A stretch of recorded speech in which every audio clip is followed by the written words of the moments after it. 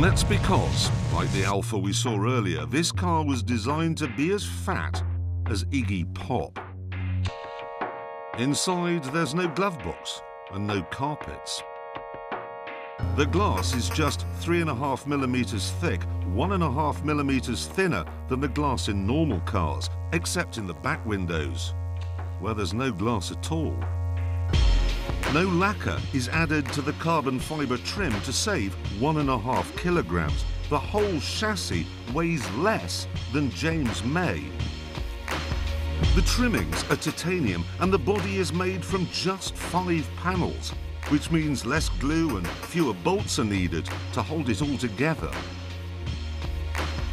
All of this means that despite the bank of batteries and the fact it has 2 engines, this car weighs less than a Vauxhall Astra.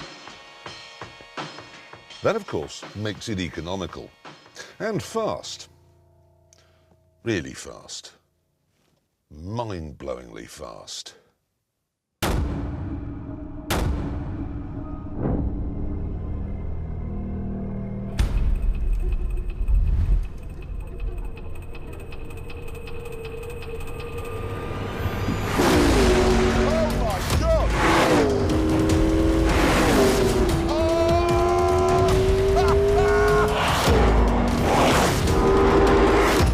In fact, is the main reason I brought this car to Belgium, because Belgium is home to this place.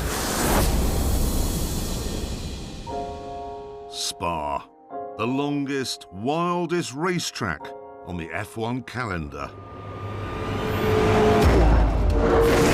How they made somebody go this far? Okay, let me just slow it down while I explain what's going on here.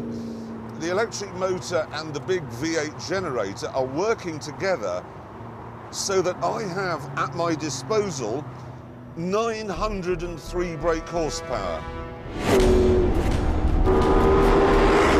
Oh. Obviously, I've driven a Bugatti Veyron that has more than that. But a Bugatti Veyron, oh, it has 4-wheel drive and it weighs more than most mountains. This is rear-wheel drive, and the only significant weight comes from the air passing over the body. Right, oh ruse. Flat in a Formula 1 car, not flat in this.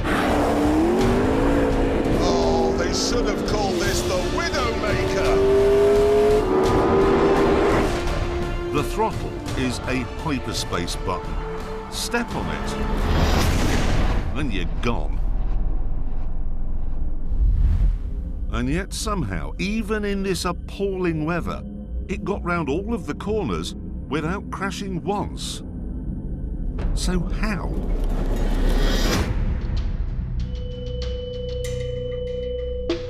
Well, that's partly because it's made of stuff from the future.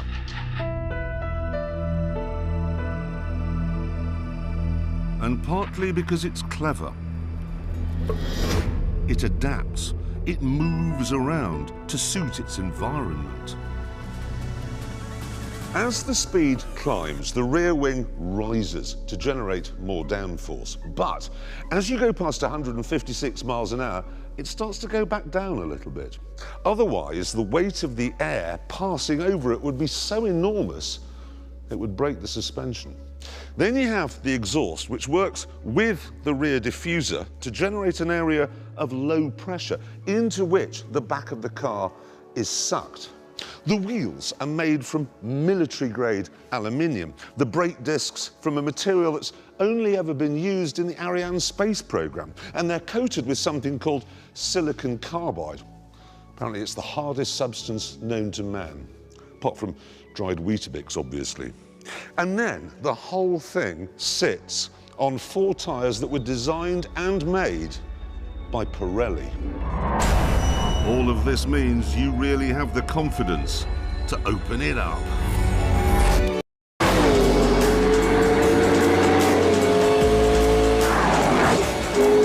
This thing goes from 0 to 160 faster than a Golf goes from 0 to 60. 130, 140, 150, 160, 170, 180, 190. Bloody hell, fire!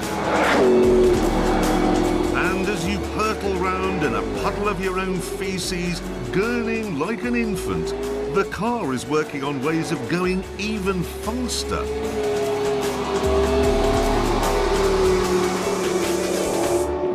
Let me give you an example. The electric motor is used to fill in the little gaps when the petrol engine isn't working at its best, like, for example, during gear changes or while the massive turbos are spooling up. And what I find hysterical about that is that McLaren has taken this hybrid technology, which is designed to reduce the impact of the internal combustion engine, and is using it to increase the impact. That's like weaponizing a wind farm, or buying the Rainbow Warrior and turning it into an oil tanker.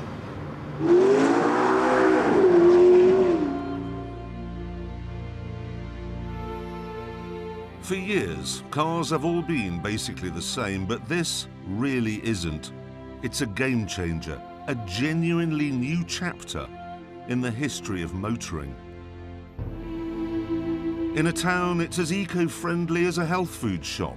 On a motorway, it's comfortable and produces no more carbon dioxide than a family saloon. And on a track, it can rip a hole through time. And it's all been achieved using something that's been around for centuries. Brilliant British engineering. You could argue that it doesn't have the passion or the flair of a Ferrari, and I'd probably agree with you. But look at it this way. It was passion and flair that built the Leaning Tower of Pisa.